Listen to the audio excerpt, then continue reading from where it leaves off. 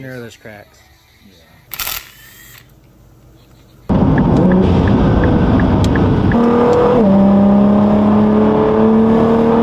and welcome back to BT Builds. Today, we're going to be getting back to work on the Nissan 240. As you see, the 240 is not on the lift, so we're going to be actually going to the machine shop to start the full teardown of the motor. So we'll be taking the GTR over there and having a little bit of fun on the way, so let's get into it.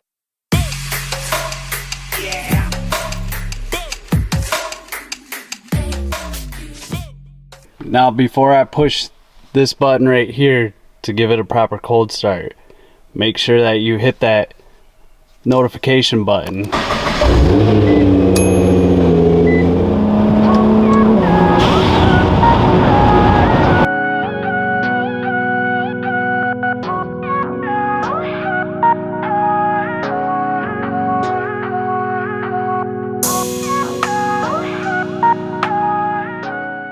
We're here at C-Tech, getting ready to go inside to check out the motor that we're going to be putting in the 240. Up inside and check it out.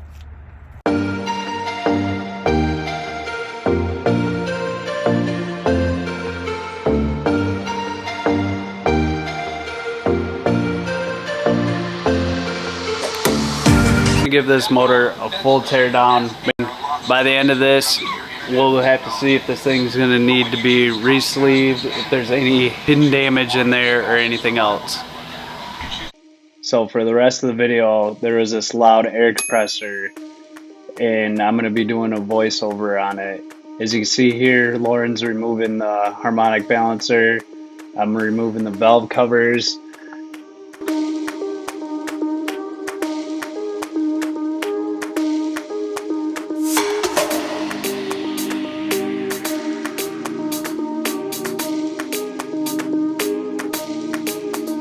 Cams right here look like that they're in good shape, no issues.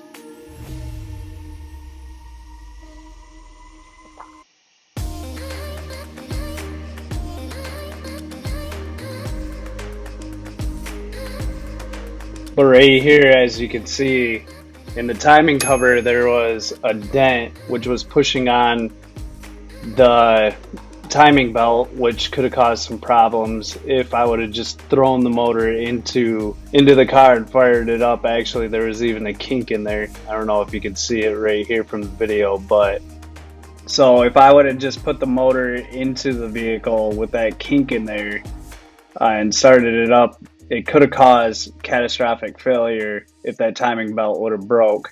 So it is important to take your motor, especially if it's used, because you don't know where it's been at, and have just a disaster. So the amount of money that's going to cost for you to take this motor in to get it looked at. Right here we're inspecting the timing belt. Everything looks good. It looks like it was recently replaced, but the harmonic balancer did have a crack, so there's a good chance that inside of here that the cam could have been pushed back, bearings, whatever the situation might be, that there was some damage hidden in there. Now if you look at right here, he's marking each one of these cam gears, because on some motors cam gears are different on each side, but just making sure that we have the exhaust right when we go to put it back together.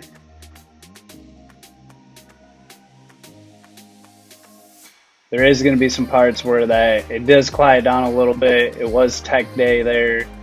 They build a lot of race motors, so people were in and out, inspected for the tech race or for drag racing. Here I'm removing the water pump.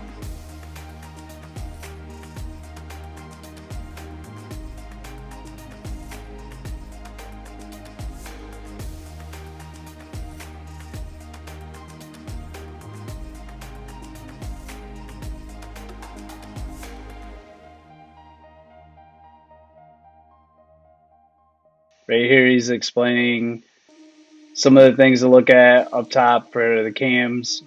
We're talking about, you know, APR head studs, a few different things that is recommended for replacing if you're going to tear down the motor, especially if you're going to be boosting the motor.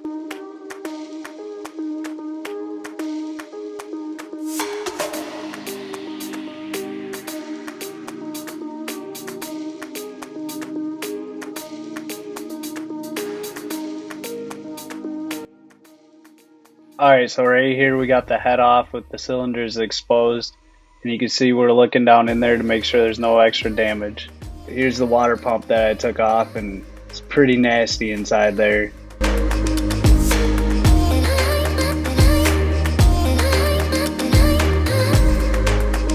Now machine shops have a really cool process where that they can dip the motor and clear off any type of rust and make it look pretty much brand new.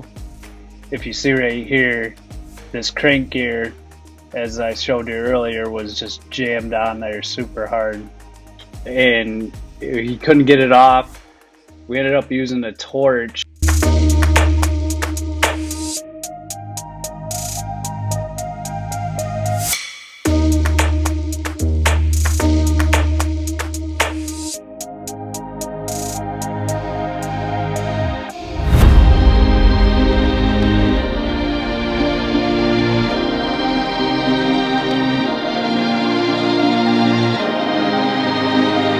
Actually, he's going to explain what he's looking at here. Caps. The caps go on one way, but okay. If you look on the side of the rod, see how there's right here. You see how there's numbers on it? That one's number 3. Okay. So your 3s go together. This other side of the rod has a label on it. Okay. And plus, I'll show you when we get it apart. There's bearing tines. It's a locator. It locates where your bearing is in there. Them generally go together when you put your cap on. So. Okay. So I like to do it is loosen them two and get these two because they're both up. Okay.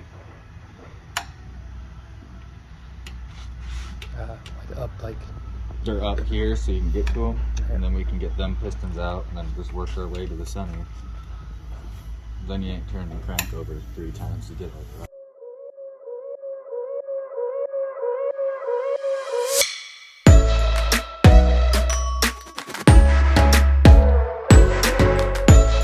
So right here he's pulling all the bearings to check them to make sure that there is no funny wears or anything got shifted, because there's a good chance that this motor might have been hit in the front. We're unsure at this point.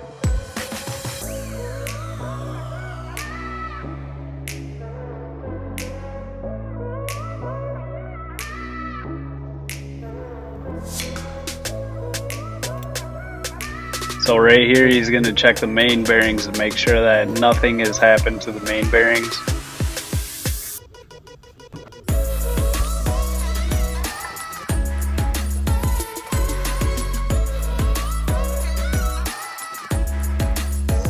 Right here you can see the crank gear would not come off, so we had to hammer these in between the oil pump and crank gear just to get the oil pump off so we can pull the cam.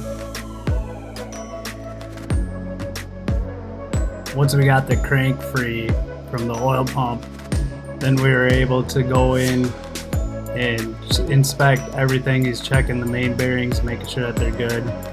Right here, we're looking to measure the crank to make sure that there's no wears or imperfections in it.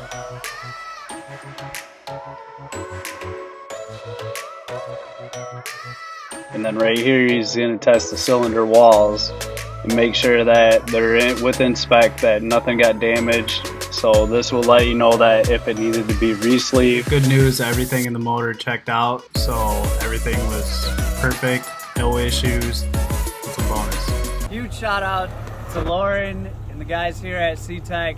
Thank you so much for going over the motor, helping me with the teardown. He gave me some information that now I have to make some decisions on what I want to do. If you have some ideas, put it in the comments below. Let me know. We were talking about cams, bigger turbos, maybe some different types of bearings. Just curious on what you guys would think that should be done with the motor. But on that note, this video is over. And if you like it, give it a thumbs up, hit that subscribe button, and I'll see you next time.